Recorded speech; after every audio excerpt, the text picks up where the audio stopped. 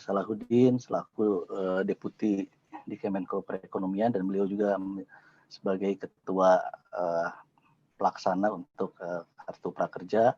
Kemudian sudah hadir juga Bu Deni, beliau Direktur Eksekutif untuk Manajemen Pelaksana, dan juga perwakilan dari Kemenaker yang dalam hal ini juga merupakan anggota dari tim pelaksana program Kartu Prakerja. Terima kasih rekan-rekan wartawan yang sudah hadir pada kesempatan kali ini. Kali ini kita akan menyampaikan update terkait dengan Kartu Prakerja. Sebagaimana kita ketahui bersama, setelah dari gelombang ketiga kita melakukan fase evaluasi berdasarkan masukan berbagai macam dari publik dan juga dari lembaga sebagaimana yang dimuat oleh rekan-rekan media juga. Nah, hari ini kita akan menyampaikan progres hasil evaluasi tersebut dan langkah-langkah ke depan yang akan dilakukan, yang tentunya proses evaluasi ini terus berkembang dan tujuannya untuk memperbaiki, menyempurnakan apa-apa yang sudah kita lakukan sebelumnya. Untuk menyingkat waktu, kami mohon pertama silakan Pak Rudi menyampaikan beberapa hal terkait Kartu Prakerja. Silakan Pak. Baik, terima kasih Pak Dida atas kesempatannya. Assalamualaikum warahmatullahi wabarakatuh. Selamat siang, salam sejahtera untuk kita semua. Yang saya hormati Bu Deni, Pak Dida, Pak Ketut, Pak Julius, Pak Panji, Bapak Ibu sekalian, Pak Muhtar kalau sudah hadir dari Kemenaker, serta teman-teman media yang saya banggakan. Pertama-tama, mungkin ini juga sekaligus menjawab beberapa pertanyaan yang disampaikan melalui WhatsApp pribadi ke saya. Terus terang banyak sekali WhatsApp yang masuk ke saya, namun kalau misalnya saya jelaskan satu persatu mungkin jadi berulang-ulang, sehingga inilah kesempatan untuk kita menjelaskan kepada teman-teman media terkait dengan apa yang sudah kita lakukan di dalam masa penyempurnaan tata kelola dari Kartu Prakerja ini. Mungkin pertama akan kami jelaskan kronologisnya kenapa sampai saat ini batch 4 belum dilaksanakan. Jadi seperti kita ketahui bersama bahwa pada tanggal 20 Maret lalu kan kita sudah melaunching program Kartu Prakerja, sekaligus juga kita menandatangani MOU PKS antara platform dan juga dengan PMO. Nah, ini yang menjadi landasan kita untuk menjalankan program Kartu Prakerja yang selanjutnya akan kita launching atau kita mulai pembukaan gelombang pertamanya pada tanggal 11 April. Namun sebelum tanggal 11 April, jadi ada pada tanggal 7 April 2020, 4 hari sebelum kita melaunching batch pertama, itu ada rapat terbatas tentang efektivitas penyaluran program jaring pengaman sosial, yang mana Bapak Presiden menetapkan tambahan untuk Kartu Prakerja sebesar 10 triliun dan dilakukan refocusing program Kartu Prakerja sebagai salah satu instrumen penyalur jaring pengaman sosial atau bansos. Nah, sehingga dalam waktu 4 hari tersebut kita mencoba untuk meredesign yang mungkin bisa kita lakukan dalam waktu yang sangat mepet untuk menjalankan apa-apa yang disampaikan Bapak Presiden pada tanggal 7 April.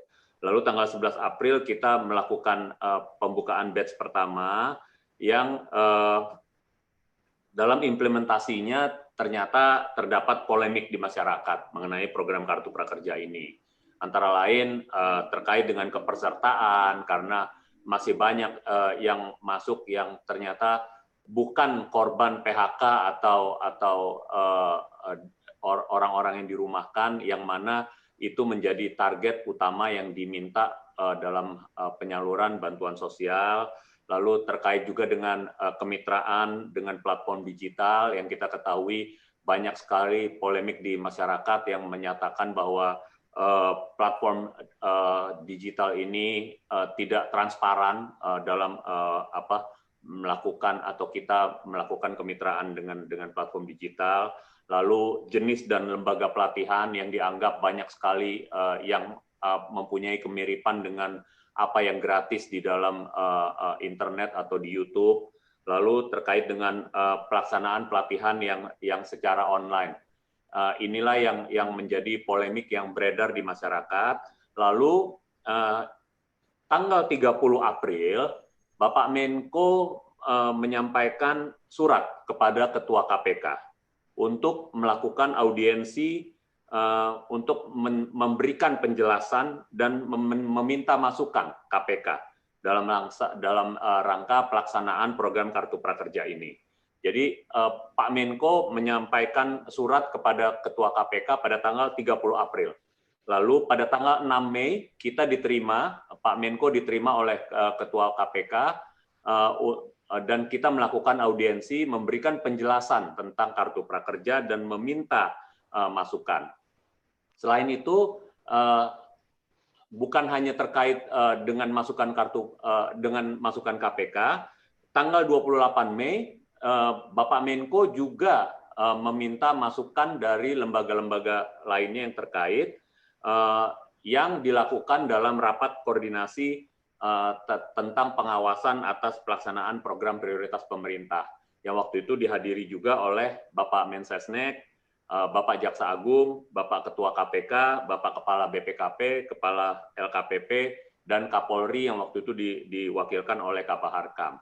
Nah, disinilah program Kartu Prakerja mendapatkan masukan dari berbagai pihak, khususnya yang terkait dengan pengawasan terhadap implementasi dari program tersebut.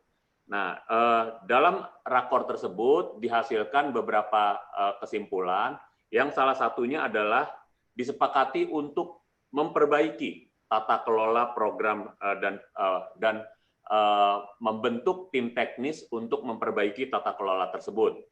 Lalu pada tanggal 2 Juni, KPK secara resmi mengirimkan surat, walaupun pada tanggal 28 Mei tersebut secara lisan sudah disampaikan hasil kajian terhadap program Kartu Prakerja yang intinya sama dengan yang disampaikan secara tertulis pada tanggal 2 Juni oleh KPK. Jadi ada 4 poin yang perlu mendapatkan perhatian, dan ini juga yang disampaikan oleh KPK di saat press conference KPK pada tanggal 18 Juni yang lalu. Nah, dari hasil rakor tersebut yang tanggal 28 Mei, kami sudah membentuk tim teknis. Jadi Pak Menko menindaklanjuti dengan membentuk tim teknis yang diketuai oleh Bapak Jamdatun, Jaksa Agung Muda Tata Usaha Negara. Nah, ini yang kita lakukan. Jadi ketua tim teknisnya Pak Jamdatun, wakil ketuanya Bu Deputi Ekonomi Sesnek, dan saya sendiri sebagai sekretaris tim teknis yang isinya terdiri dari para pejabat eselon 1 dan 2 dari kementerian lembaga yang terkait. Nah, kami telah melakukan pertemuan yakni tanggal 5 dan 8 Juni yang intinya adalah membuat rekomendasi untuk melakukan perbaikan tata kelola dari program Kartu Prakerja.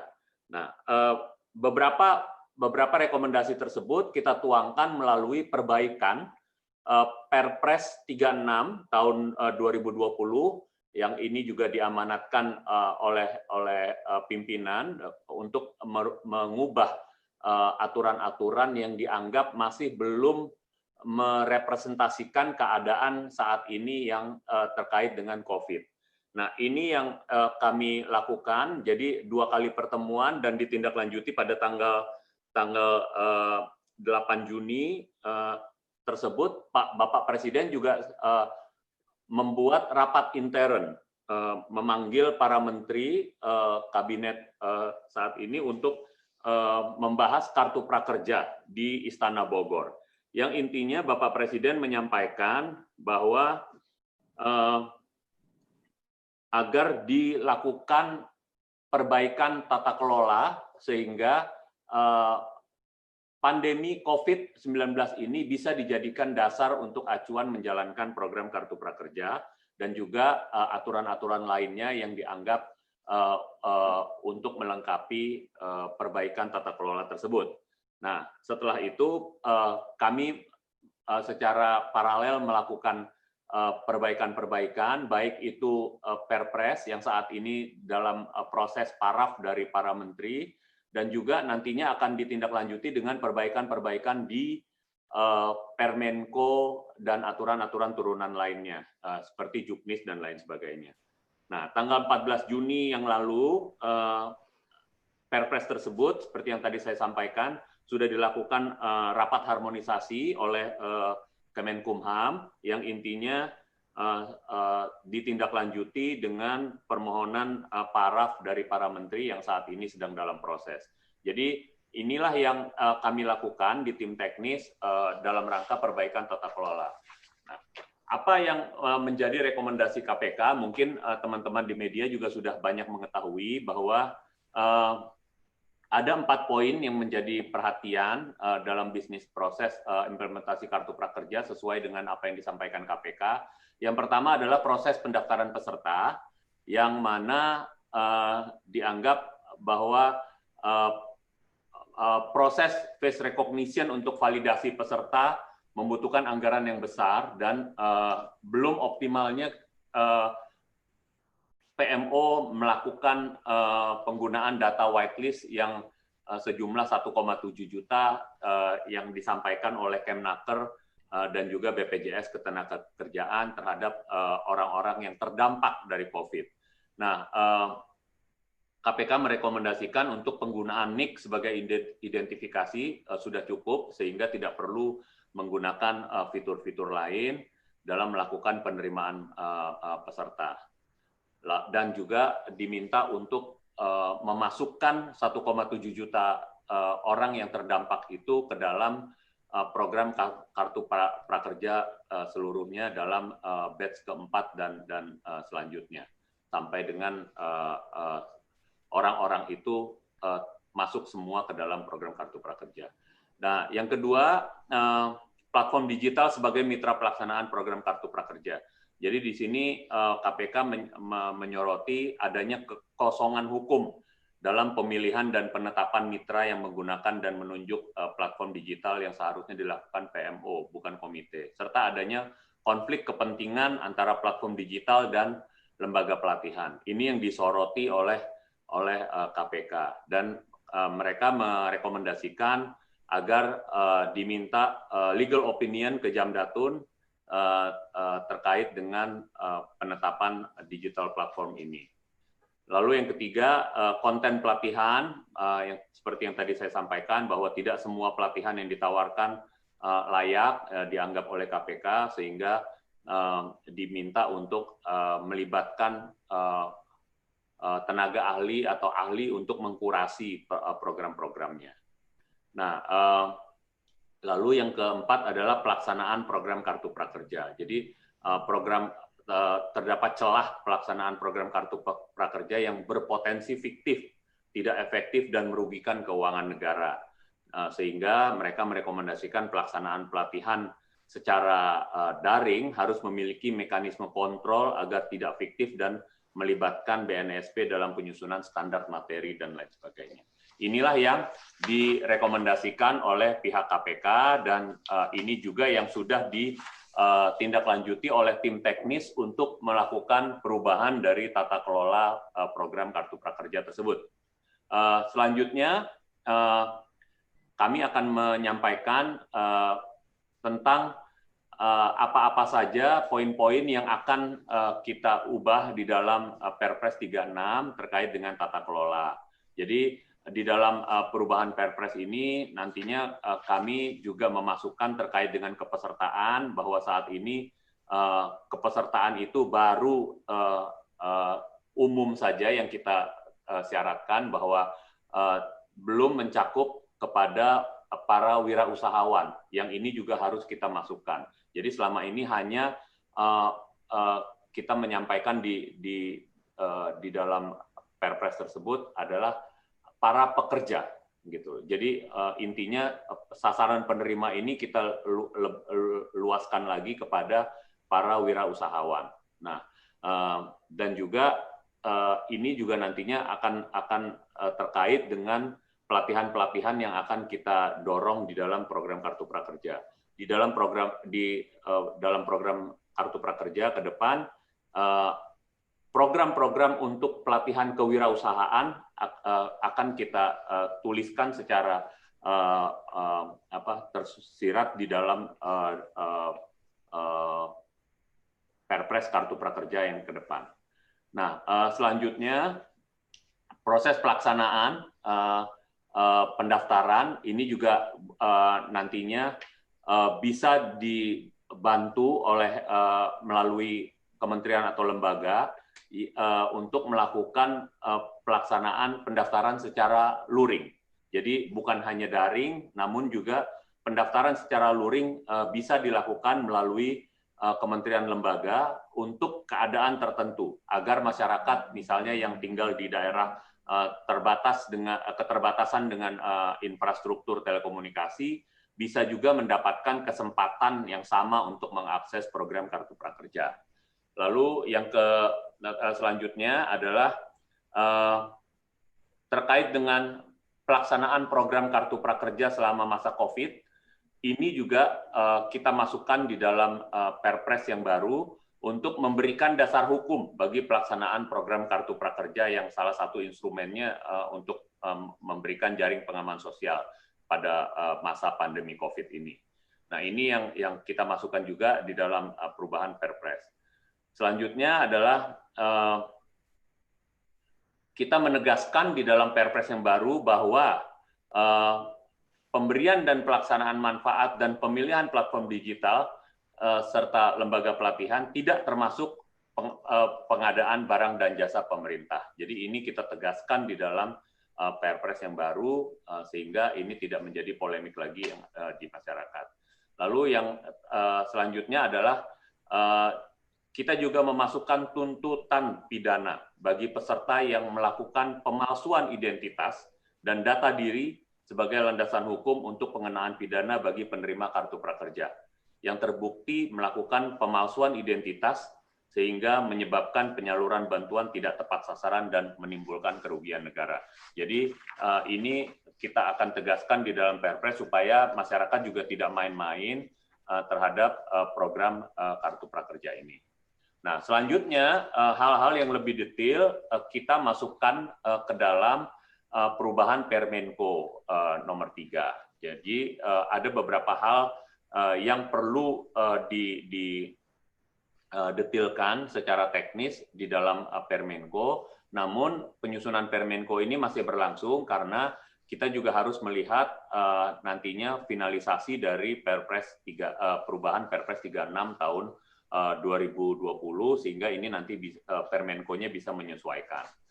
Nah, selanjutnya tindak lanjut dari perubahan itu secara paralel kita juga Pak Menko sudah meminta kepada Bapak Jaksa Agung untuk melakukan pendampingan hukum bagi manajemen pelaksana Kartu Prakerja, dan ini Bapak Jamdatun sudah menyampaikan SK tim untuk melakukan pendampingan hukum dalam rangka pelaksanaan program Kartu Prakerja dari teman-teman dari Jamdatun. Tim ini bertugas untuk membantu pelaksanaan pada program dari sisi hukum apabila sewaktu-waktu diperlukan untuk memberikan masukan. Dan selain itu, Bapak Jaksa Agung Muda bidang Perdata dan Tata Usaha Negara juga telah menyiapkan pendapat hukum atau legal opinion dari pelaksanaan batch 1 sampai dengan batch 3 yang saat ini sudah dalam tahap expose di Kejaksaan Agung dan dalam waktu dekat akan disampaikan kepada Kemenko Perekonomian. Selanjutnya terkait dengan pendampingan, bahwa Bapak Presiden juga menyampaikan bahwa program Kartu Prakerja ini agar dilakukan pendampingan bukan hanya dari Kejaksaan Agung, namun juga pendampingan dari BPKP dan LKPP. Nah, selanjutnya Kepala BPKP sudah menyampaikan kesediaannya untuk menyiapkan tim untuk membantu memverifikasi terhadap pelaksanaan batch 1 sampai dengan batch 3 sehingga ini nantinya bisa mendapatkan atau bisa dilihat bahwa tata kelola yang ada di dalam pelaksanaan batch 1 dan 3 ini betul-betul tidak melenceng dari aturan-aturan yang ada. Nah, selanjutnya ada beberapa pelaksanaan misalnya yang tadi disampaikan bahwa karena ini pelaksanaan batch 4 masih kita hold dan juga kita belum dari PMO juga belum membayarkan 1 sen pun kepada lembaga pelatihan, sehingga inilah yang kita tunggu verifikasi dari teman-teman dari BPKP. Nanti setelah verifikasi ini selesai, kita bisa membayarkan semua ke lembaga pelatihan yang sudah lolos dari verifikasi BPKP. Dan juga selanjutnya program batch 4 ini akan kita laksanakan walaupun nantinya kita belum melihat apakah nanti komite menentukan apakah perlu dilakukan tetap melalui daring atau online ataupun kita sudah bisa mendorong ini ke program hybrid yang bisa dilakukan di beberapa daerah yang mungkin tidak terdampak dari COVID. Mungkin ini yang bisa saya sampaikan di awal. Kami persilakan nanti kepada Bu Deni untuk menjelaskan terkait lebih lanjutnya secara teknis atau dari Kementerian Ketenagakerjaan, namun sebelumnya saya kembalikan ke Pak Dida. Terima kasih, Pak. Terima kasih banyak Pak Rudi sudah menjelaskan sangat komprehensif.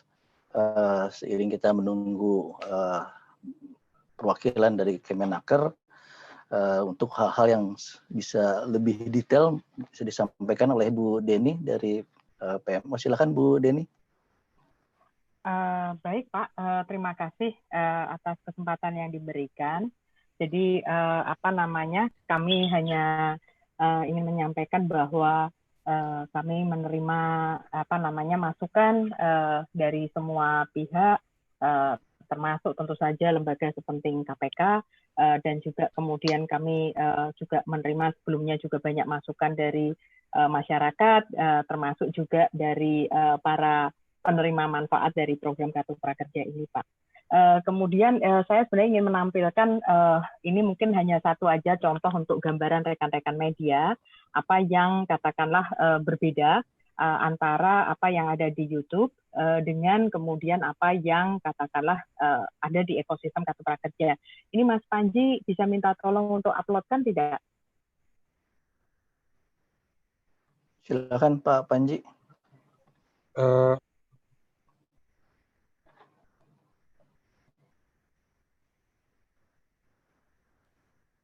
Sebentar Ibu, mungkin tim Mas Fikram atau Isran bisa bantu. Tadi yang file di operator, saya tidak di operator.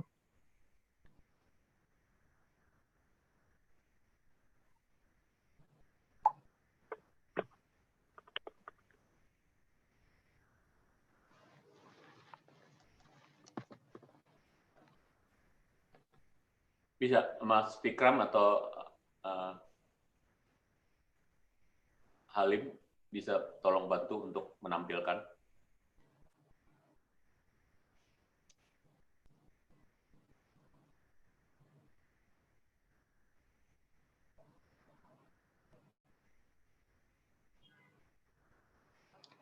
Oke, mungkin sambil menunggu Mungkin ada hal-hal lain yang ingin disampaikan Bu Deni?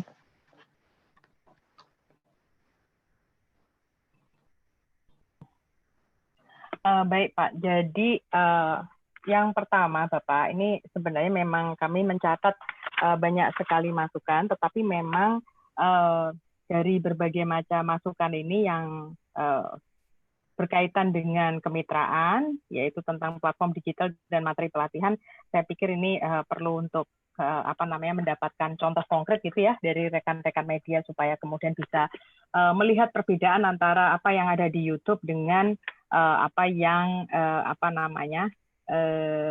ada di ekosistem Kartu Prakerja. Kemudian sebagai contohnya kalau itu karena ini kemudian related dengan rekomendasi bahwa apa yang katakanlah tersedia secara bebas di YouTube atau di kanal yang lain, itu salah satu rekomendasi dari KPK adalah supaya itu di-drop dari ekosistem Kartu Prakerja. Nah ini agar nanti kita semua bisa melihat dan kita tahu bahwa semua orang sebenarnya bisa saja untuk kemudian memberikan materi atau berbagi di YouTube. Namun kalau kemudian apa yang ada di sana membuat ekosistem Kartu Prakerja atau siapapun yang memasang di Kartu Prakerja itu perlu untuk menurunkan materi itu, saya pikir kita perlu melihatnya dengan lebih komprehensif. Misalnya saja sebagai dosen Fakultas Ekonomi, kita mengajar misalnya saja mikro, makro, kita tahu bahwa kalau kita googling atau kita lihat di YouTube, sebenarnya ada juga dosen-dosen dari internasional maupun domestik yang mengajarkan materi ekonomi mikro atau makro, tetapi juga itu tidak berarti bahwa kemudian mata kuliah yang ada atau diberikan di Fakultas Ekonomi itu kemudian tidak boleh ada gitu, atau dianggap kemudian menjadi tidak relevan atau kita tidak membayar SPP begitu. Nah, jadi saya pikir sebenarnya ini relatif sama lah dengan yang kita lihat di program Kartu Prakerja. Nah, selanjutnya juga sudah ya Mas ini operatornya Vikram. Oke. Jadi next coba Vikram. Oke, nah ini teman-teman mungkin bisa melihat itu yang umum, itu non prakerja, yang ada di prakerja,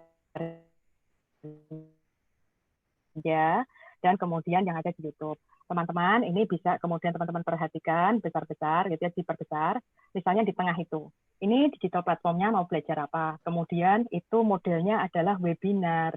Jadi kalau webinar berarti gurunya atau instrukturnya betul-betul kemudian bawa tepung, bawa kalau itu pempek berarti bawa ikan dan segala macam dan mengolah di depan murid-muridnya yang sedang mengikuti webinar ini. Nah, kemudian di situ juga kelihatan bahwa yang melihat 3.400 orang, jadi kita juga bisa melihat traffic-nya karena memang survei dari TNP2K menunjukkan bahwa masyarakat ini penerima manfaat, penerima Kartu Prakerja ternyata sebelum memilih mereka membanding-bandingkan antar digital platform dan mereka membandingkan antara apa yang ada di ekosistem Kartu Prakerja dengan yang di YouTube.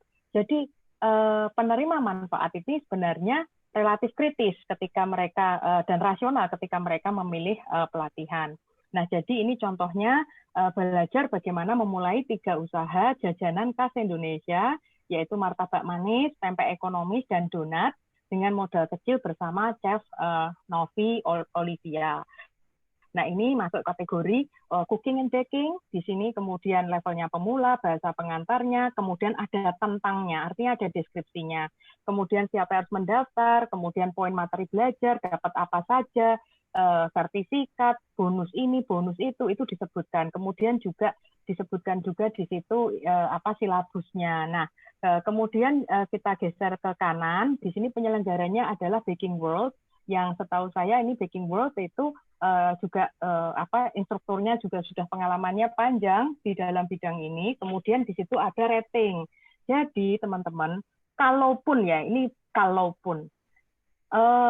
mau belajar apa sebagai digital platform telah mengkurasi pelatihan ini dan sesuai dengan Permenko pasal 27 ayat 3, PMO kami, manajemen pelaksana, itu juga wajib untuk kemudian melakukan kurasi lanjutan.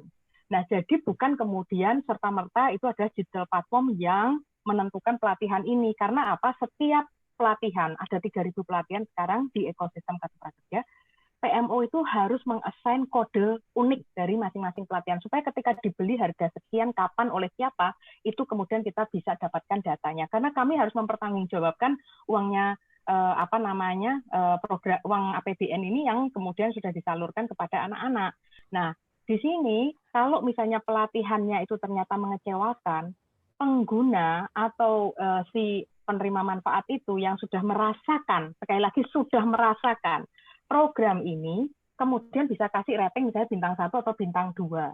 Supaya apa? Ini menginformasikan kepada umum bahwa pelatihan ini nggak bagus.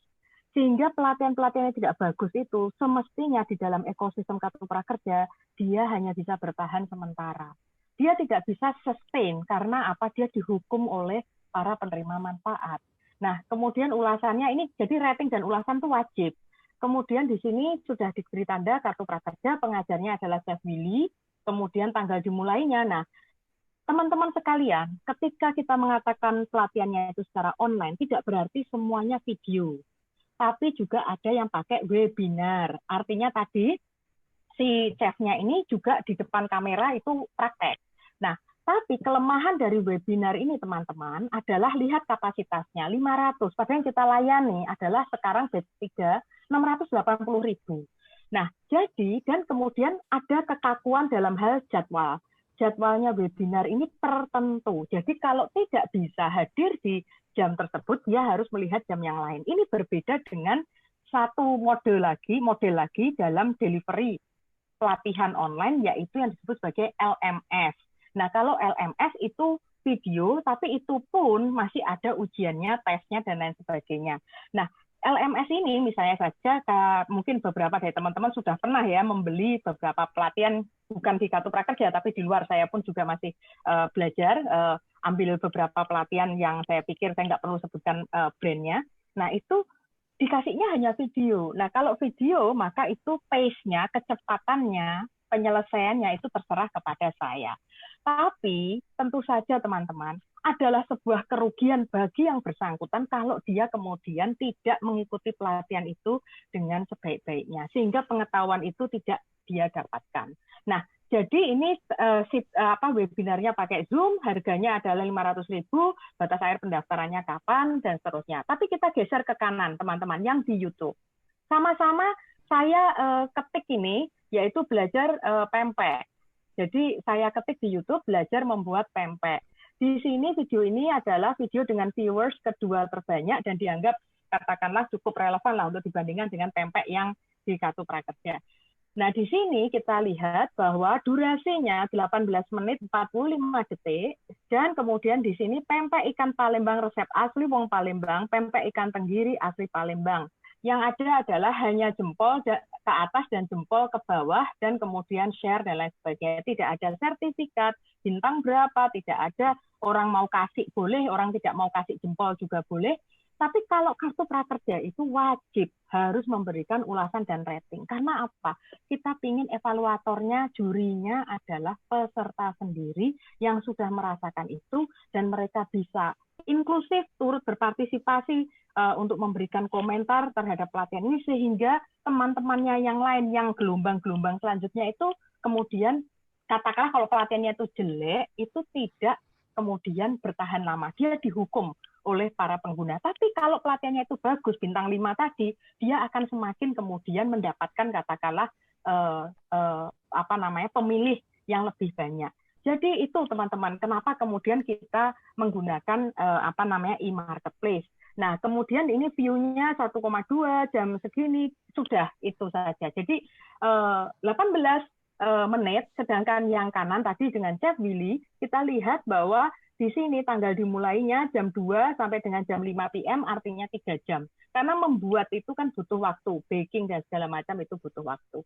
Nah, sedangkan yang sebelah kiri itu adalah yang non-prakerja, artinya dia mau belajar apa juga jualan modul yang lain atau jualan online course yang lain. Kita bisa lihat ini antara yang prakerja dan tidak prakerja, cara presentasinya sama, tetapi kita lihat harganya di situ 1,1 juta, sedangkan yang prakerja 500.000. Kita memang melihat bahwa yang di prakerja itu banyak yang kemudian harganya memang dibuat lebih murah oleh para pelatih. Next slide. Nah, kemudian ini perbandingan pelatihannya. Jadi teman-teman tadi sudah tahu ya bahwa online itu ada yang pakai webinar, tapi kalau webinar jadi lebih mahal, lebih susah waktunya karena harus menyesuaikan, dan kemudian volumenya tadi terbatas. Satunya lagi LMS, yaitu yang full video, yang itu kecepatannya bisa kita atur sendiri. Tengah malam, oh saya mau belajar, ya boleh. Weekend saya mau belajar, boleh, dan seterusnya. Jadi itu dua model, tetapi ada juga yang hibrid. Jadi ada yang kemudian dikasih dulu LMS, kemudian di akhir-akhir kemudian baru ada baru ada webinar atau tanya jawab dengan instrukturnya. Nah, instruktur-instruktur ini juga ada yang pakai WA group dan segala macam untuk kemudian terus berhubungan dengan para peserta pelatihan. Nah, ini contohnya perbandingan pelatihan lanjutan. Itu misalnya materinya terdapat 10 jenis pempek, kalau itu yang umum, kemudian kalau mau belajar apa, 3 jenis kue, YouTube tadi hanya 1 saja. Kemudian metodenya webinar dan LMS, yang di situ adalah macam-macam, yang di Kartu Prakerja ada evaluasi, ada pendampingan, kalau itu kemudian nonton video saja. Jadi tidak ada interaksi, kemudian interaksi hanya bisa dilakukan di kolom komentar YouTube jika ada balasan. Nah, kemudian pengajarnya juga ini, kalau yang umum, di sini Celsius Culinary, kursus masak yang menyediakan studio memasak, dan kemudian instrukturnya ada internasional hingga lokal. Kalau yang Baking World ini platform pertama di Indonesia yang khusus menyediakan kursus baking secara online, didirikan oleh chef bersertifikat, memiliki pengalaman 30 tahun mengajar. Sedangkan yang di YouTube tadi yang itu kan rating nomor 2 paling banyak dilihat ya, yang tadi itu dilakukan oleh Lynn's Cake, YouTuber yang memiliki 50.000 subscriber. Dan ini tadi harganya 1,1, 500 dan gratis. Jadi itu teman-teman, tapi satu lagi saya sampaikan bahwa dari survei yang kita lakukan terhadap penerima manfaat, ternyata mereka itu sebelum memutuskan, mayoritas itu sudah membanding-bandingkan antar platform, bahkan mengecek dengan apa yang gratis ada di YouTube. Kemudian next, selanjutnya ini ada satu lagi, tidak perlu yang lain-lain, tapi ini pelatihan yang ada di Sisnaker. Saya perlu sampaikan bahwa yang di Sisnaker, teman-teman, itu Sisnaker kan ada di Kemenaker. Jadi Sisnaker itu adalah satu-satunya platform yang milik pemerintah dari 8. Nah, kemudian Sisnaker karena juga merupakan marketplace atau digital platform, maka juga melisting beberapa pelatihan. Nah, di sini teman-teman bisa lihat bahwa misalnya saja pelatihan di Sisnaker, contohnya di sini adalah cara mempengaruhi pikiran orang dan sukses bernegosiasi, kemudian ratingnya adalah 4,8, kemudian harganya 500.000 oleh prakerja, penyedianya adalah sekolah pintar, dan seterusnya. Nah, kemudian yang di kanan itu yang saya ketik persis judulnya, yaitu NLP, cara mempengaruhi pikiran orang, bla bla bla, ada di kanan. Nah, kita melihat bahwa yang di Sisnaker, yang itu juga kita yakini bahwa Sisnaker pasti Kemenaker pasti pengalamannya luar biasa di dalam pelatihan, itu pun juga ada yang di YouTube dan gratis. Jadi bukan berarti kemudian yang begitu ada di YouTube, kemudian yang di Sisnaker jelek dan kemudian harus di-drop. Karena kita tahu bahwa Kemenaker tuh pasti ngerti lah pelatihan mana yang itu adalah memiliki nilai untuk membangun kompetensi, produktivitas, serta daya saing. Jadi ini contohnya. Ini juga ada dilakukan oleh trainer ini. Durasinya di sini adalah 30 menitan itu. Dan kemudian di sini juga jempol atas, jempol bawah seperti biasa. Nah, kemudian yang di bawah juga ada yang lain, yaitu 5 hal penting dalam negosiasi agar tidak gagal, dan seterusnya.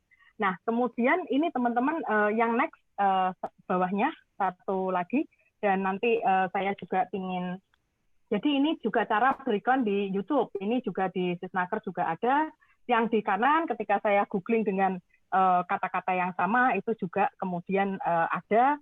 Jadi intinya adalah Bapak dan Ibu, pelatihan itu macam-macam, dan saya pikir semua orang bisa berbagi, tetapi tentu saja semakin banyak yang berbagi, semakin banyak pilihan buat teman-teman peserta Kartu Prakerja itu adalah baik. saya berhenti di sini dulu karena mungkin ada yang lain yang ingin sharing dengan teman-teman media. Monggo Pak Dida. Terima kasih Bu Deni. Apa perwakilan dari Kementerian Ketenagakerjaan sudah hadir belum ya? Tadi beliau memang bilang sedikit terlambat karena masih berlangsungnya rapat. Sepertinya belum hadir. Jadi terima kasih Bu Deni. Mudah-mudahan tadi teman-teman wartawan udah makan siang ya. Soalnya Bu Deni ngasih contohnya ini pelatihan kuliner nih awalnya. Pempek dan martabak. Sorry. Aku juga ngelihat gambarnya juga tertarik, Pak. Ya, jadi tadi Bu Deni sudah menyampaikan secara detail beberapa contoh gitu ya yang disediakan oleh program kartu prakerja, dan memang yang membedakan itu pertama ada sertifikat, yang kedua bisa interaktif apakah langsung atau juga melalui mekanisme feedback. Sebelumnya tadi kita sudah dengar dari Pak Rudi bahwa pemerintah sekarang ini kita responsif dan adaptif, artinya kita selalu setiap program pemerintah itu menerima masukan dari publik, apalagi lembaga seperti KPK, dan itu sudah kita respon. Tadi sudah disampaikan juga kita membentuk tim teknis dan ini proses perbaikannya masih terus berjalan. Kita akan merevisi Perpres 36, kemudian juga Permenko 3 tahun 2020. Nah, untuk sambil menunggu nanti mungkin kalau ada yang bergabung lagi, silahkan rekan-rekan wartawan yang ingin bertanya bisa menggunakan fasilitas di partisipan ya, raise hand, atau bisa juga via chat. Silahkan. Ya, sambil menunggu yang lain, silakan Mas Fajar dari Tempo.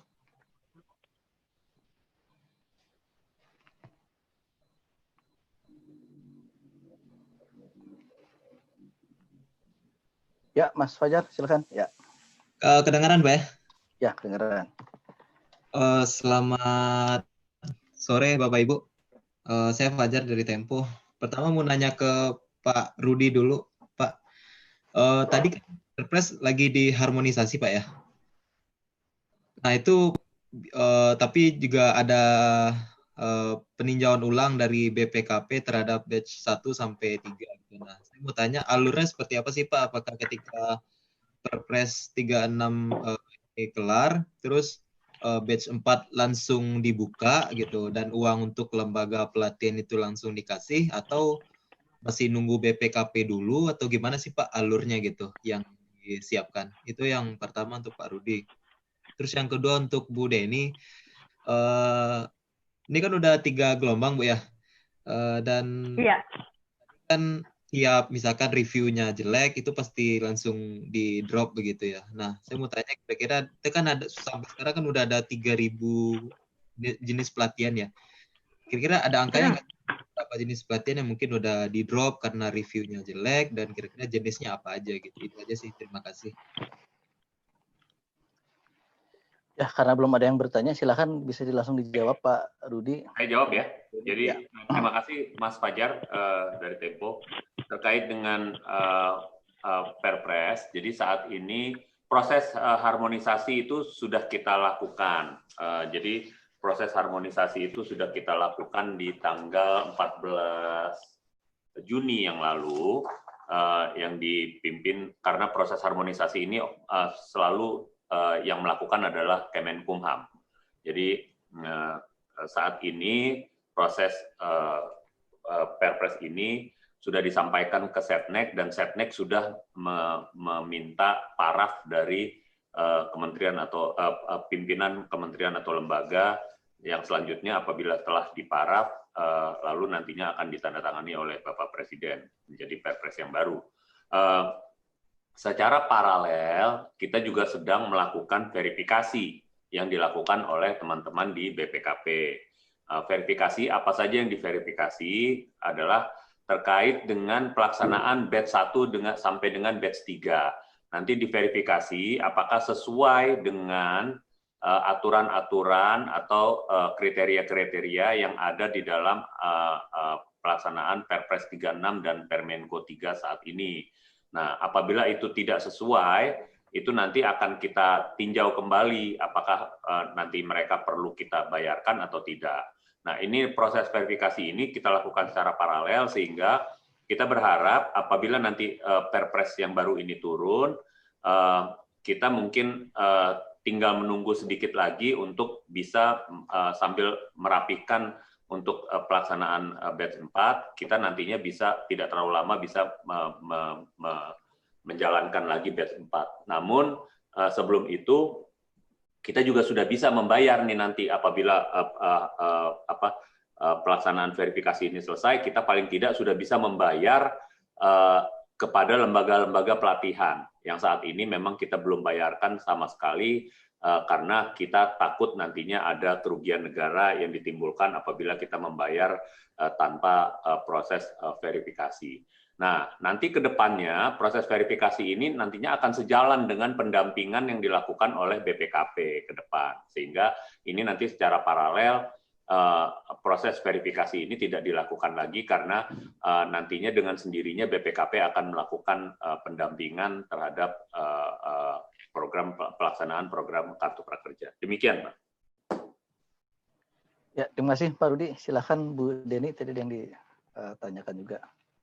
Ya, baik. Jadi gini Mas Fajar, yang pertama menjadi fokus dari proses kurasi dari manajemen pelaksana, yang pertama adalah tentu saja bagaimana digital platforms itu memenuhi aneka terms dan permintaan yang kita buat.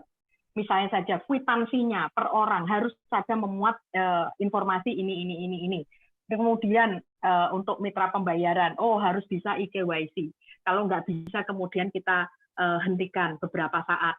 Nah, terus kemudian kalau sudah aktif kita cek, kemudian kita hidupkan lagi. Itu terjadi. Nah, jadi ini yang lebih, karena ini kan program masih sangat muda, yang pertama dilakukan itu adalah memenuhi standar, katakanlah keamanan dan administrasinya terlebih dahulu. Karena kita harus kemudian memastikan security, akuntabilitas, supaya kemudian apa yang diminta di dalam Permenko maupun PMK itu dipenuhi. Nah, kemudian yang kedua adalah PMO ini kan membuat perjanjian kerjasamanya dengan digital platform. Dan kemudian PMO ini kan menetapkan lembaga pelatihan. Jadi kriteria digital platform lembaga pelatihan itu yang menjadi fokus dari kita dulu. Jadi kita memastikan bahwa lembaga pelatihannya itu memenuhi kriteria seperti yang ada di dalam Permenko. Nah, baru kita bicara tentang si jenis pelatihannya yang itu dibuat oleh masing-masing lembaga pelatihan. Nah, jenis pelatihan ini dikurasinya sekali lagi 2 tahap. Pertama oleh si digital platform itu sendiri. Kalau digital platform itu jualan barang jelek dan kemudian dihukum oleh pasar, diomongin sama orang se-Indonesia, bisa kebayangkan reputasi dari digital platform ini seperti apa.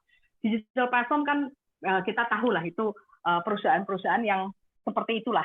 Nah, kemudian teman-teman, jadi kalau mereka itu ceroboh, yang kena adalah nama baik mereka. Itu satu. Yang kedua adalah mereka misalnya telah melakukan kurasi, tadi saya sampaikan, PMO juga melakukan proses kurasi untuk memastikan sekali lagi bahwa pelatihan yang diberikan itu telah memenuhi katakanlah kriteria atau kategori 1 atau kategori 3. Ini perlu teman-teman ketahui bahwa kategori 1 itu ada kategori yang relatif light, ringan begitu ya. Karena apa? Jangkauan kita peserta ini sangat luas.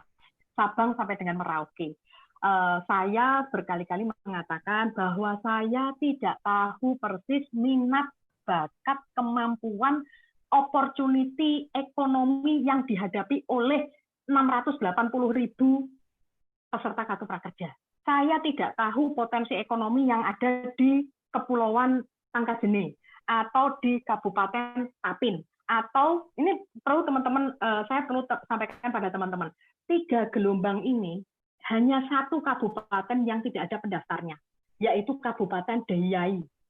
Yang lain 513 ada pendaftarnya. Lah kalau misalnya saya ditanyain apa lapangan kerja yang ada di Kabupaten Dogiai, sebelahnya itu, atau Yahukimo, saya nggak tahu.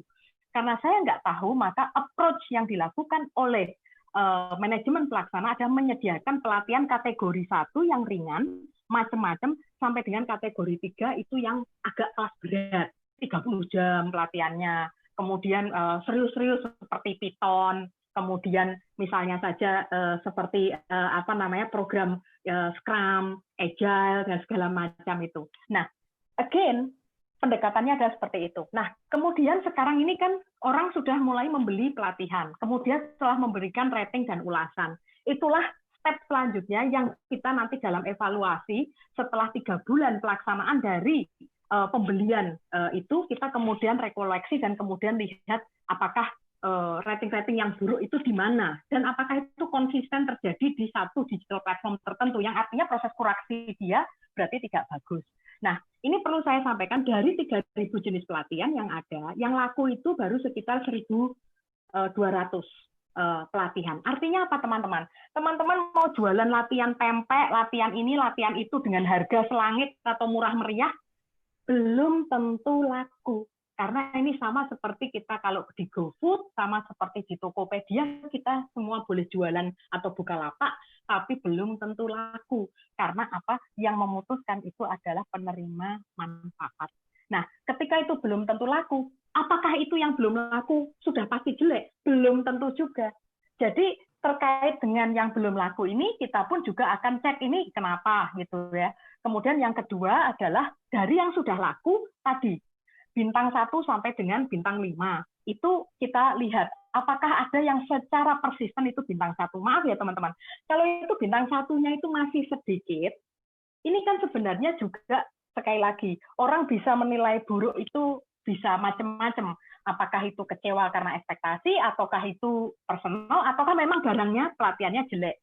Jadi di sini kita kemudian akan melihat sekali lagi, 1 atau 2 informasi belum tentu adequate, kita pun juga akan kemudian, kita punya akses khusus PMO untuk kemudian menjajal materinya itu yang dibilang jelek. Untuk kemudian kita lihat, ini benar-benar jelek atau sebenarnya itu lumayan atau ada kejadian khusus, katakanlah webinar atau apa, kemudian tidak deliver atau gimana, kita kemudian harus mengkontak satu-satu. Jadi ini adalah step yang lanjutan teman-teman, tetapi sekali lagi, sekarang ini fokus dari PMO adalah sedang kita mengkurasi digital platform yang baru, karena kita sudah mendapat pendaftaran 19 perusahaan yang sudah menyatakan tertarik untuk menjadi digital platform. Jadi kita sekarang sedang mengkurasi mereka, dan kemudian juga masih ada puluhan dari lembaga pelatihan baru yang itu mengajukan diri. Jadi tim kami sekali lagi PMO masih kecil, jadi kita juga membangun kolaborasi dengan kementerian dan lembaga maupun kemudian dengan pihak-pihak yang kami anggap kompeten untuk bisa membantu kami, tentu saja dengan terms and conditions yang baik supaya itu akuntabel untuk membantu kami melakukan proses pengecekan tadi dan kurasi terhadap beberapa pelatihan. Demikian. Terima kasih, Bu Deni. Deni. Lagi Bu, maaf tadi konfirmasi, kalau 1.200 yang laku ini kelihatan nggak sih kira-kira yang peserta ini condongnya minatnya kemana gitu? Ini Mas, ini yang bagus banget. Jadi ternyata minat nomor 1 itu adalah bahasa Inggris. Dan itu bahasa Inggrisnya bukan hanya satu penyedia ya Mas ya. Jadi banyak banget penyedia itu yang menyediakan bahasa Inggris, yang itu banyak, satu platform juga multiple lembaga yang menyediakan, satu lembaga multiple classes untuk bahasa Inggris. Itu nomor 1 adalah bahasa Inggris. Jadi saya terus terang aja ketika menyampaikan ini kepada waktu itu juga diskusi ya kepada banyak expert, termasuk ada menteri juga yang ingin tahu mengenai ini. Beliau mengatakan bahwa bahasa Inggris itu sudah life skill, sudah keniscayaan. Jadi ketika kita mendorong anak-anak muda, karena ini teman-teman perlu tahu, 85% dari peserta program Kartu Prakerja itu usia 18 sampai 35. Jadi di bawah 35 tahun itu loh. Itu adalah yang dominan. Nah ini kan memang harus melek digital, harus kemudian didorong supaya mereka menjadi pembelajar yang mandiri, mencari informasi secara digital, dan kemudian bahkan bisa kolaborasi secara global. Berarti bahasa Inggris is a must, karena informasi tidak bisa hanya dari orang-orang Indonesia saja, tetapi dia juga bisa belajar dari dunia internasional.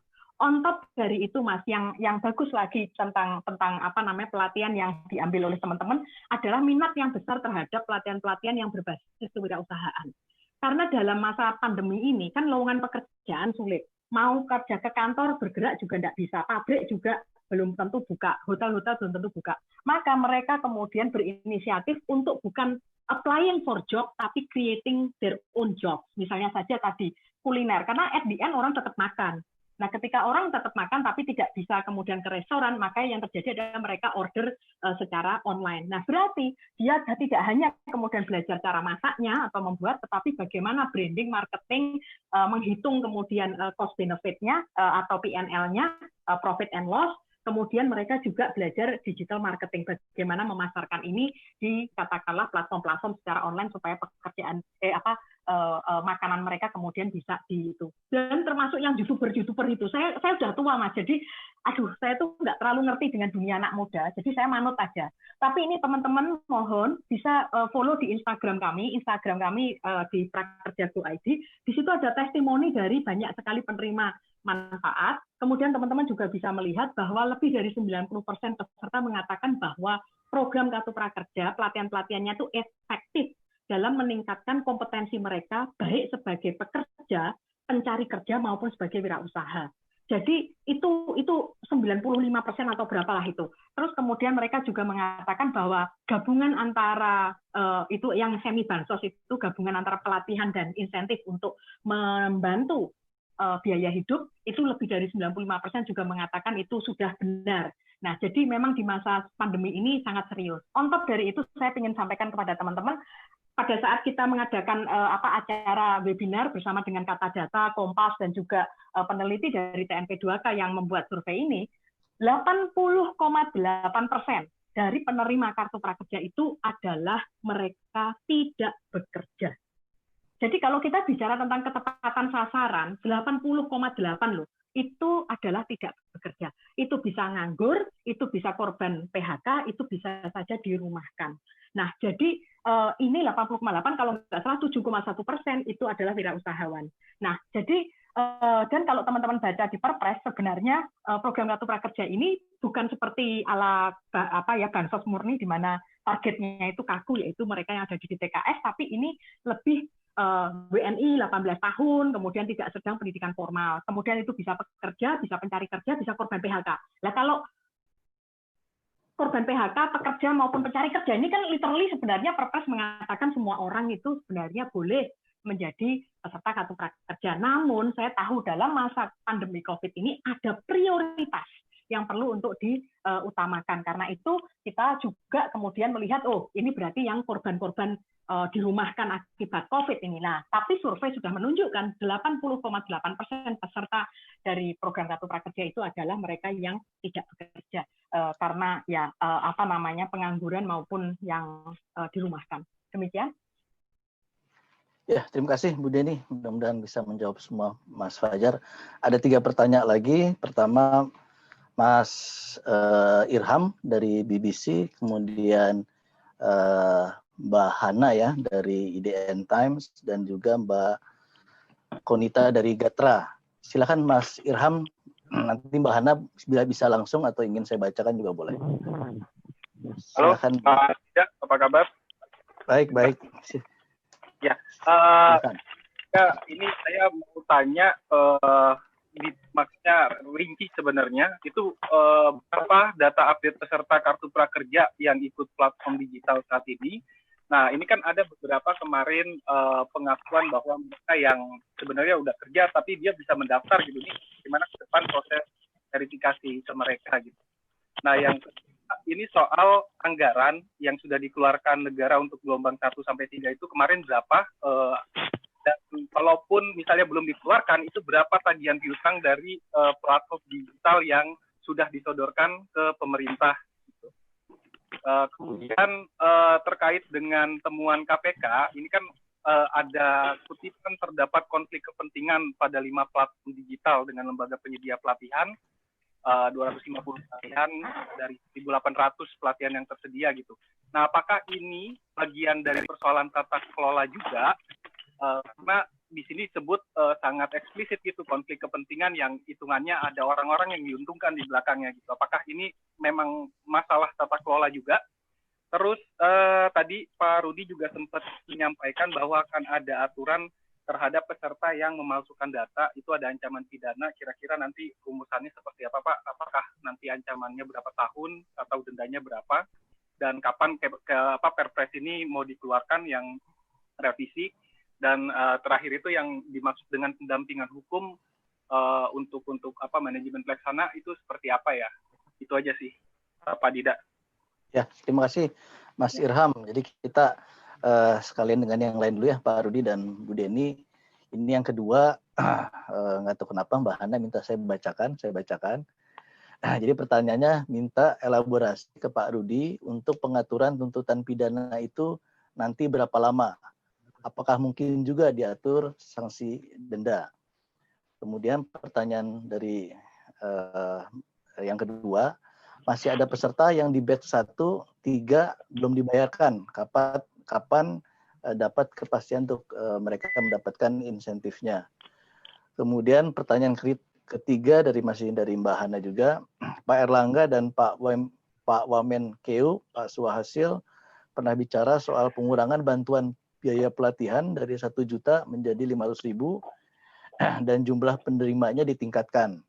Sejauh ini pembahasannya seperti gimana? Apakah bakal diimplementasi dalam batch-batch selanjutnya? Nah, kemudian yang selanjutnya ini Mbak Konita dari Gatra. Silakan Mbak Konita, atau mau saya bacakan juga? Saya bacakan aja ya. KPK melihat adanya potensi masalah BA-Bun dalam program Kartu Prakerja. Mengenai hal ini benar apa tidak? Terus pertanyaan dari Mbak Konita yang kedua, apakah nantinya Kemenko akan meminta legal opinion kepada Jamdatun Kejagung RI terkait kerjasama dengan ke-8 platform digital sebagai mitra? Terima kasih. Jadi total dari 3 penanya ini ada sekitar 8 pertanyaan. Silakan Pak Rudi, nanti kalau ada yang kelewat. Baik, terima kasih Pak Dida. Jadi menjawab yang dari Mas Irham dulu dari BBC terkait dengan konflik kepentingan. Jadi konflik kepentingan ini kan KPK melihat bahwa ada platform digital yang ternyata juga menjual pelatihan mereka juga di dalam platform tersebut.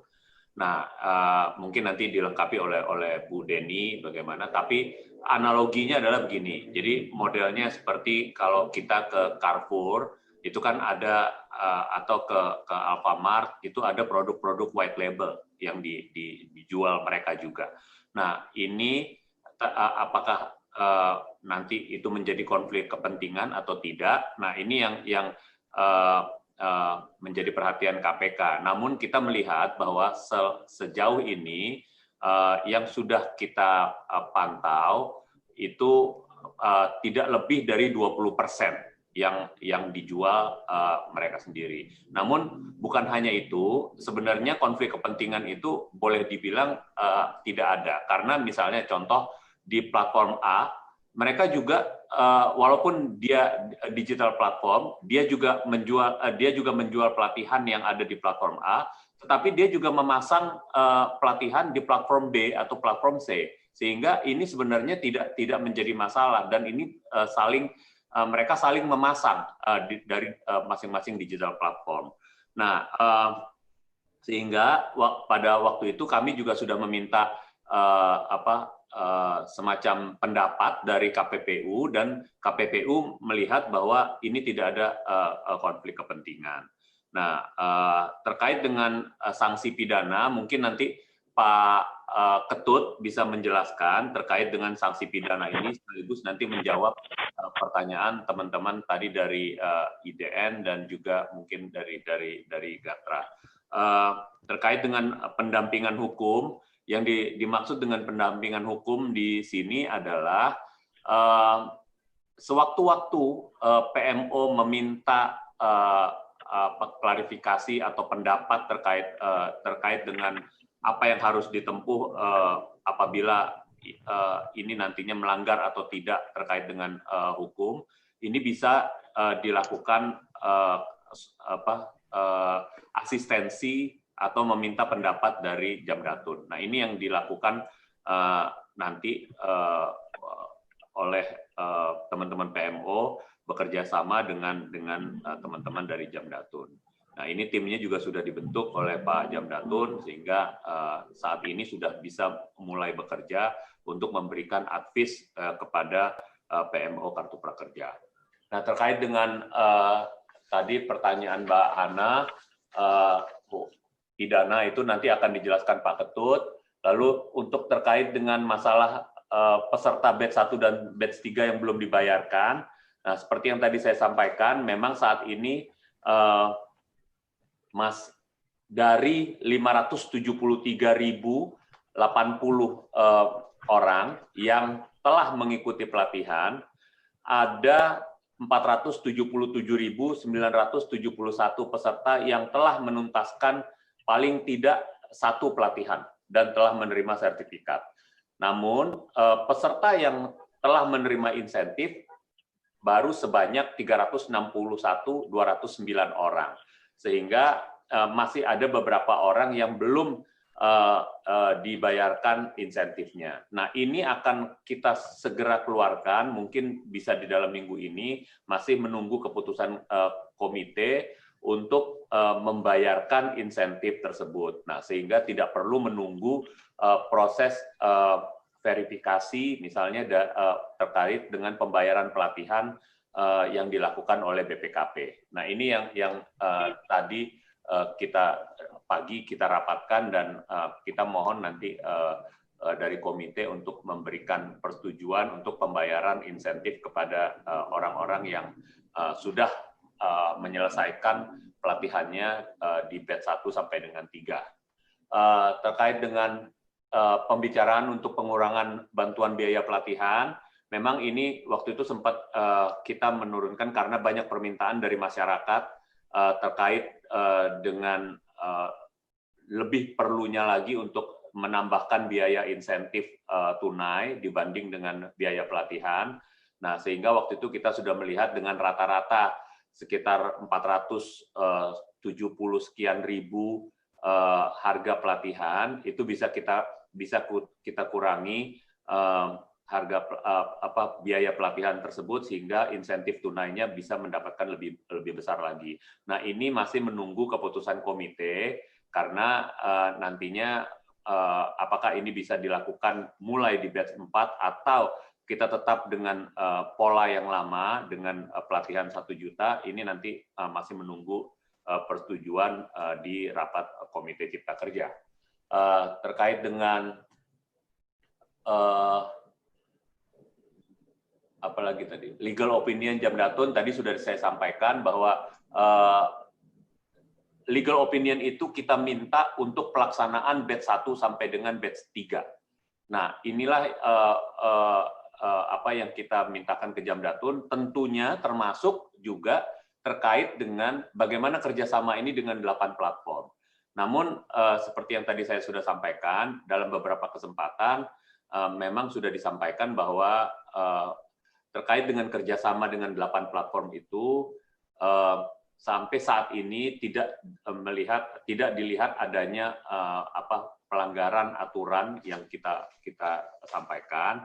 Namun seperti yang tadi disampaikan, seperti yang sering disampaikan oleh teman-teman dari kementerian lembaga, walaupun ini bukan masuk ke dalam ranah pengadaan barang dan jasa, namun prinsip-prinsip untuk pengadaan barang dan jasa itu harus tetap diperhatikan. Misalnya keterbukaan atau sosialisasi. Nah, ini yang ke depan di batch 4, oleh sebab itu kita sudah membuka seluas-luasnya bagi masyarakat yang ingin menjadi platform digital maupun juga lembaga pelatihan untuk mendaftarkan diri sehingga itu nanti bisa kita evaluasi dan kita bisa tambahkan dari yang ada saat ini 8 platform tersebut.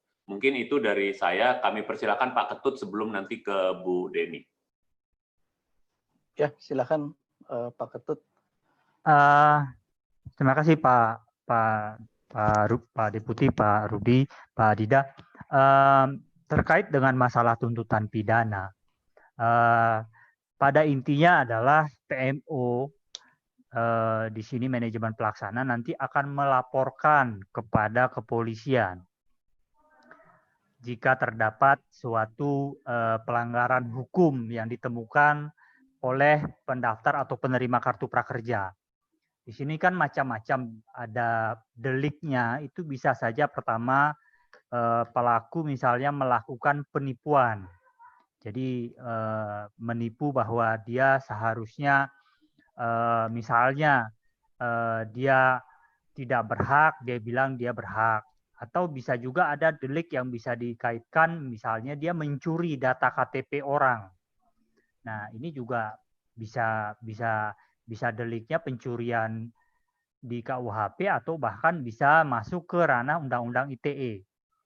Nah, kemudian juga ada beberapa jurisprudensi itu terkait dengan memberikan data palsu itu, di mana ada disclaimer di pengisian kartu di pengisian di prakerja, dicek ketika cek itu dicentang itu, di situ kan disebut bahwa memberikan data yang benar dan sesungguhnya, itu bisa berdasarkan jurisprudensi, itu bisa dengan delik sumpah palsu.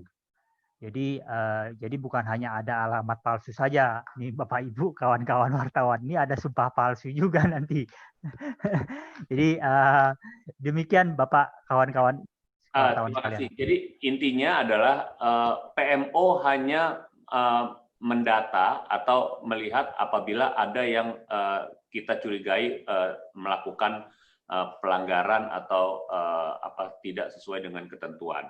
Dan itu akan kita laporkan kepada pihak yang berwenang, pihak yang berwajib untuk ditindaklanjuti. Jadi bukan PMO yang mengimplementasikan sanksi pidana itu nantinya. Demikian. Betul, Bapak. Siap. Ya, terima kasih Pak Rudi. Tadi sebenarnya ada pertanyaan dari Mas Irham yang belum terjawab, itu anggaran yang sudah dikeluarkan 3 gelombang kemarin dan juga tagihan terhadap 8 platform. Mungkin ini juga bisa dijawab sama Bu Deni, atau silakan Pak Rudi kalau misalnya ingin melengkapi. Ya, mungkin Bu Deni lebih tepat lagi untuk menjawab berapa yang sudah dikeluarkan. Ya, silakan Bu Deni sekalian menjawab beberapa hal tadi juga. Ya Pak, maaf Pak karena saya di jalan. Jadi begini teman-teman, jadi batch 1, 2, 3 sudah dilaksanakan. Nah kemudian jumlah pesertanya 680.918.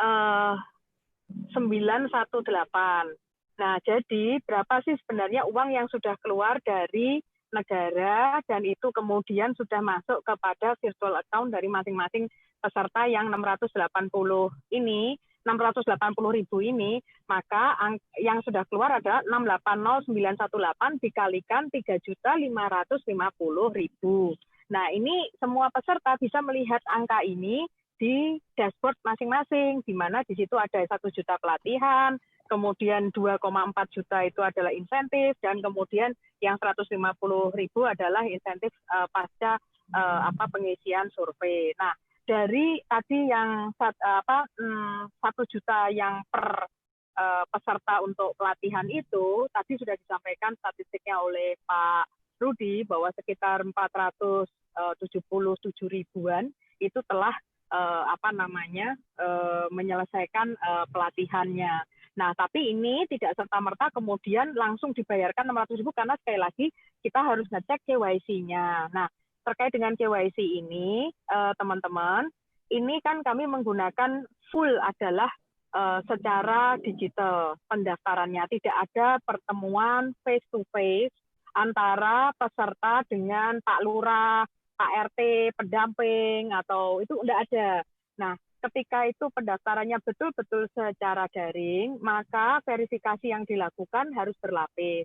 Yaitu yang kita lakukan, pertama verifikasi email, kedua verifikasi dari NIK, yang ketiga verifikasi nomor HP, dan yang keempat adalah face matching. Kenapa ada face matching? Karena teman-teman kan mengerti bahwa banyak sekali juga data pribadi yang bocor, baik diretas maupun tidak, sehingga info NIK maupun iktp itu terserak di mana-mana. Teman-teman untuk membuktikan bisa Google iktp atau NIK gitu. Nah, itu kan ada nanti foto iktp, wah gak karu-karuan gitu ya, banyak. Nah, itu misalnya saja teman-teman mengambil salah satu dan kemudian mendaftar kartu prakerja, maka ketika itu kita tanyakan kepada Dukcapil secara API, Dukcapil, apakah NIK ini ada? Pasti dijawab ada. Kalau itu benar ya, nah sekarang teman-teman ketika NIK-nya itu ada, misalnya saya kasih iktp saya kepada teman-teman, kemudian pakai iktp saya untuk mendaftar. Terus kemudian ditanyain ke Dukcapil, NIK-nya ini ada nggak orangnya? Pasti dijawab ada, wong saya memang ada. Tapi apakah yang mendaftar itu betul-betul saya? Ataukah ada orang lain yang mencuri identitas saya? Entah itu dari dunia maya, entah itu dengan meretas, yang kemudian satu orang bisa mendaftar multiple karena tinggal beli aja apa itu telepon itu yang yang SIM card itu loh. Nah, itu.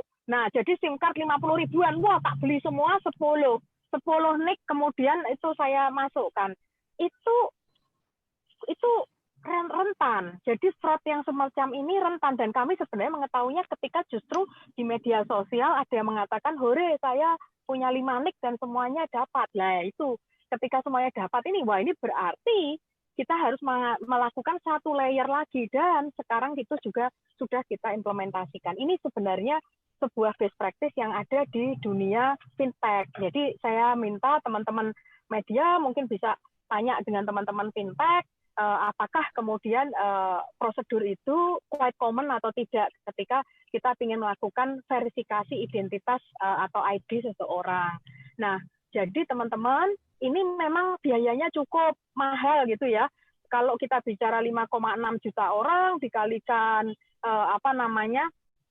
per orangnya sekian ribu rupiah, kemudian kita end up dengan angka 30 miliar. Tapi teman-teman, 30 miliar ini bukan dibandingkan dengan 0 rupiah loh.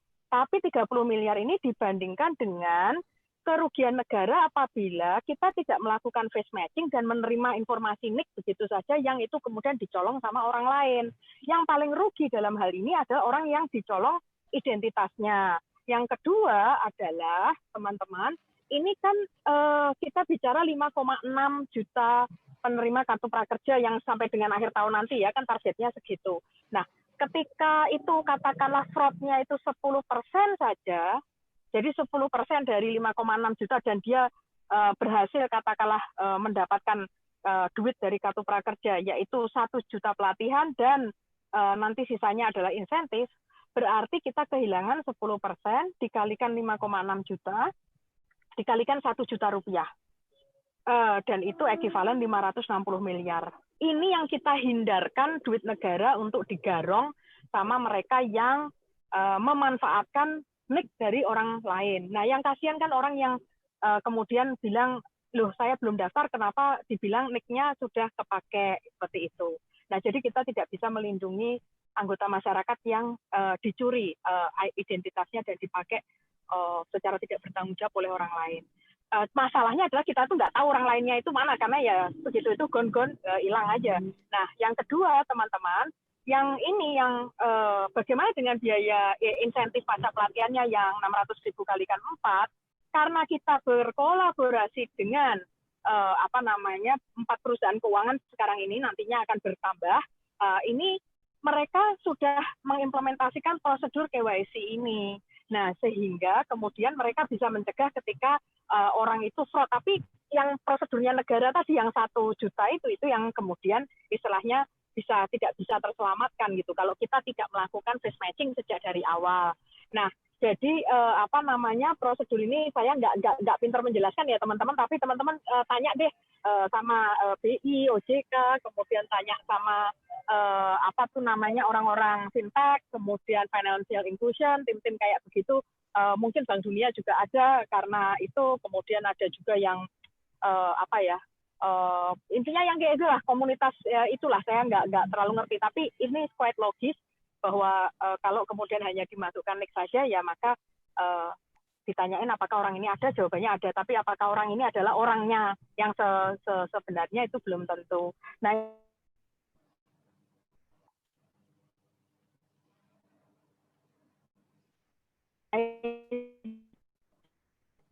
itu teman-teman. Jadi kami ini justru karena menerapkan, maaf, itu kita sebutkan ini di dalam rapat komite waktu itu Pak Wamenkyu malah menyampaikan bahwa ya ini oke untuk dilaksanakan demi untuk katakanlah kita itu kan harus memastikan mudarat yang paling kecil ya, antara kehilangan 560 miliar sama kehilangan 30 miliar ya.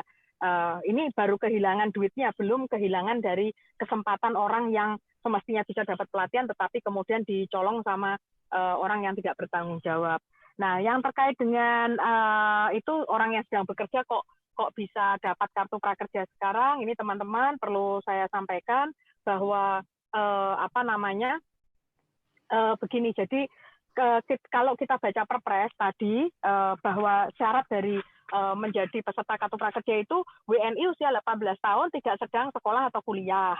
Nah, yang kedua adalah ini bisa pekerja, pencari kerja maupun korban PHK.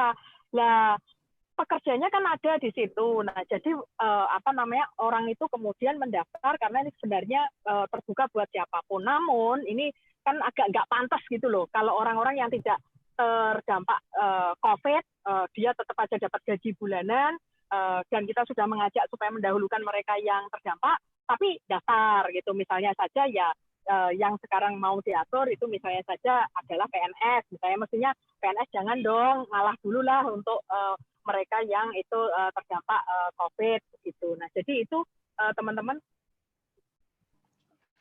Ya, terima kasih Bu Deni. Satu penanya terakhir dari Pak Zulfikar dari Jakarta Post. Silakan Pak Zulfikar. Halo, sore Pak Dida. Ya. Saya punya pertanyaan untuk Bu Deni. Jadi tadi disebutkan kalau udah ada 1.200 pelatihan yang udah diambil gitu kan. Nah, mungkin boleh dikasih tahu distribusi 1.200 pelatihan ini paling banyak di platform yang mana, paling sedikit di platform yang mana, dan apakah statistik ini akan jadi pertimbangan untuk mana platform digital yang kedepannya akan disisihkan dari mitra kartu prakerja. Terima kasih. Oke. Singkat, silakan Bu Deni. Ya, jadi Mas ini saya kan ini dinamis ya. Jadi saya terakhir ngecek itu mungkin sekitar seminggu lalu atau 2 minggu lalu. Kalau tidak salah, yang paling banyak, wah ini tapi kan nggak enak ya Mas ya. Ini saya nggak promosi ya, cuma ngomong data loh ya. Jadi yang paling banyak itu di Tokopedia. Kemudian yang kedua terbanyak itu di Skill Academy, jenis pelatihan ya, sama lembaga pelatihan yang nyantol-nyantol itu. Itu yang saya tahu. Mungkin saya nggak tahu Mas Panji ada di sini atau Regi mungkin yang lebih tahu tentang statistiknya itu. Terus ini perlu saya sampaikan pada teman-teman ini yang terkait dengan konflik kepentingan itu.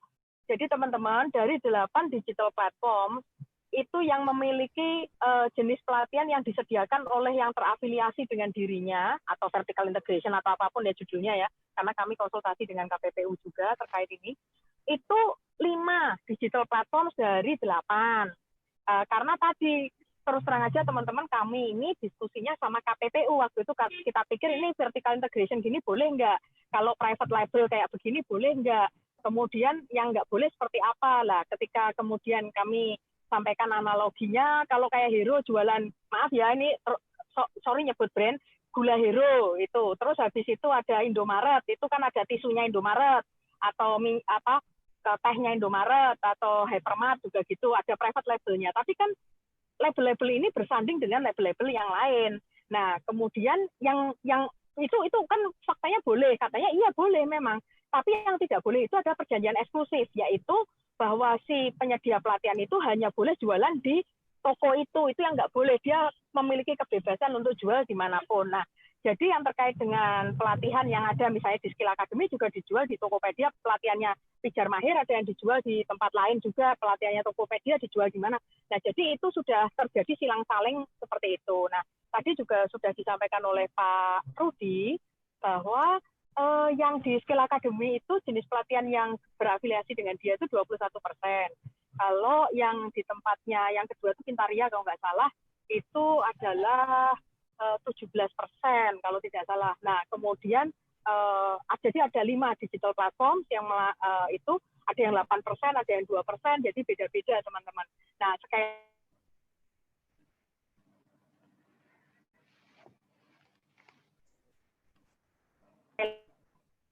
lagi akan kemudian terus memonitor. Kami juga bertanya monitor apakah ada perlakuan diskriminatif yang dilakukan oleh si digital platform terhadap anak tirinya gitu. Nah, itu kami sekali lagi ini kan juga tidak bisa bertanya satu-satu karena saking banyaknya, tapi kita bertanya kepada baru few of them, mereka mengatakan bahwa itu tidak ada diskriminasi perlakuan dari digital platform kepada anak tirinya daripada kepada anak kandungnya. Dan satu lagi teman-teman, at the end kita mau ke Indomaret mau beli gula pasirnya merek Indomaret atau lainnya itu kan semuanya terserah kepada konsumen. Sama halnya dengan ini tidak ada yang bisa dilakukan oleh si digital platform untuk kemudian mengontrol pilihan dari penerima manfaat dari program Kartu Prakerja. Dia mau belanja apa di digital platform itu, ya itu terserah mereka mau milih yang mana. Jadi itu teman-teman. Kalau yang update angkanya yang beneran, nggak tahu Mas Panji atau Regi aja, betul nggak itu masih Tokopedia sama si Skill Academy ya? Oh gitu. Gimana Bu? Silakan Mas Panji. Yang dominan paling banyak jenis pelatihan dan lembaga pelatihan nyantolnya di digital di Tokopedia platform. Bu, di Tokopedia. Yes. Ya. Oke. Tokopedia, kemudian ada di Skill Academy dan ada juga di sekolahmu. Ya. Oke. Ya, terima kasih Pak Panji, Bu Deni. Sebelum ditutup, ada yang ingin disampaikan terakhir dari Bu Deni dulu, nanti biar pamungkasnya Pak Rudi. Saya sih terus terang ya Pak ya, senang banget begitu banyak perhatian yang diberikan kepada program Kartu Prakerja. Teman-teman semuanya, ini kan adalah cara kita untuk menjaga program ini ya. Dan saya sampaikan program ini uangnya ada di Kementerian Keuangan, policy-nya dipimpin oleh Kemenko. Tetapi di dalam board dari pengarah itu dan pembuat kebijakan itu ada 7 kementerian dan lembaga. Jadi ada Kemenaker, Kemdikbud, ada Kemenq, ada Bappenas, ada Mendagri karena pendidikan sama pelatihan itu kan kewenangan daerah juga. Terus habis itu ada Kemperin dan sebagai wakil dari pengarah kebijakan itu ada Pak Muldoko. Nah, terus saya juga sampaikan pada teman-teman, saat ini ada 10 lembaga yang itu membantu, mengawasi, memberikan masukan pendampingan kepada program Kartu Prakerja. Terima kasih sekali. Yaitu saya sebutkan 3 penegak hukum, yaitu KPK, polisi, kepolisian, dan kemudian kejaksaan. Kemudian juga 2 auditor, tentu saja auditornya Kemenq karena yang pegang duit, satunya auditornya Kemenko yang itu memegang policy. Terus habis itu ada LKPP karena itu sekali lagi kita juga perlu memastikan bahwa prosedur itu dilakukan sesuai dengan prinsip-prinsip pengadaan barang dan jasa, walaupun bukan pengadaan barang dan jasa, ada juga BPKP yang mendampingin kami dalam kemudian melakukan pengecekan, petunjuk teknis dan lain sebagainya. Kemudian ada KPPU yang terkait dengan persaingan usaha, kami juga ada dari Ombudsman yang kemudian memberikan masukan keluhan masyarakat ini itu. Yang ke-10 itu baru itu adalah dari BPK. Jadi BPK juga ada masuk untuk kemudian menanyakan dan meminta beberapa dokumen. Saya ada yang ketinggalan lagi enggak ya? Jadi teman-teman yang mengawasi banyak, dan termasuk teman-teman media juga, tapi sekali lagi teman-teman, semua orang ini e-marketplace. Semua orang boleh jualan, semua orang boleh pasang harga berapapun, tapi ya no hard feeling ketika itu nggak laku lah gitu. Karena dalam hal ini yang menjadi juri terbaik itu adalah peserta pelatihan. Karena mereka yang kemudian katakanlah memang uangnya dari yang 20 triliun ini kan hampir semuanya lah, 19,9 triliun semuanya itu langsung diberikan kepada penerima manfaat. Jadi bukan lewat lembaga pelatihan atau bukan di badan usaha digital platform dan lain sebagainya, bukan. Itu teman-teman, terima kasih. Terima kasih Bu Deni. Silakan Pak Rudi.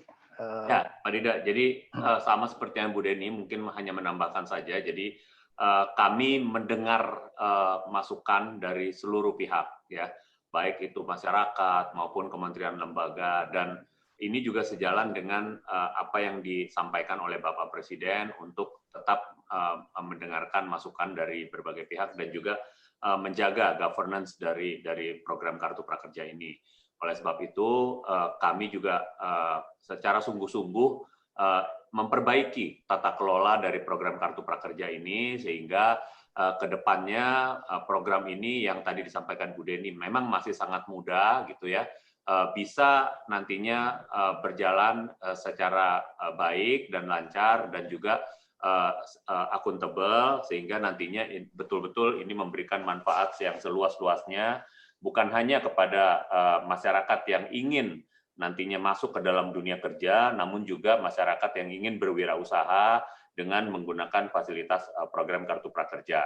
Jadi mohon dimaklumi saja bahwa dalam pelaksanaan batch ketiga ini banyak hal yang memang dianggap masyarakat masih tidak sesuai dengan peruntukannya, namun karena ini betul-betul dilakukan untuk mendorong atau menjadi instrumen bantuan sosial, sehingga masyarakat melihat bahwa tanpa pelatihan pun sebenarnya atau tidak diperlukan pelatihan. Sebenarnya yang diperlukan masyarakat itu adalah bantuan sosial. Namun kembali lagi bahwa aturan yang kita gunakan untuk Kartu Prakerja ini adalah untuk digunakan sebagai pelatihan dan juga bantuan tunai. Nah, ini yang perlu ditekankan sekali lagi bahwa kita tidak bisa melepas pelatihan itu karena memang ini yang diamanatkan di dalam Perpres Kartu Prakerja.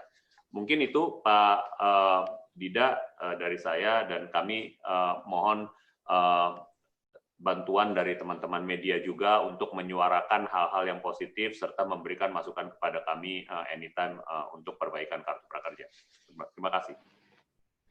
Terima kasih Pak Rudi. Sekali lagi kami mengucapkan banyak terima kasih untuk Pak Rudi dan Bu Deni dan juga beberapa rekan, Pak Ketut dan Pak Panji, terutama rekan-rekan wartawan yang sudah menyempatkan hadir secara Zoom ini. Mudah-mudahan informasi yang disampaikan bermanfaat, dan tadi sudah disampaikan juga terakhir oleh Pak Rudi, kami di pemerintah, Kemenko dan juga PMO dan semua pihak sangat terbuka terhadap masukan yang untuk perbaikan ke depannya. Demikian yang bisa disampaikan, mohon maaf bila ada kekurangan. Sekali lagi kami ucapkan banyak terima kasih. Wabillahi taufik wal hidayah. Wassalamualaikum warahmatullahi wabarakatuh. Waalaikumsalam warahmatullahi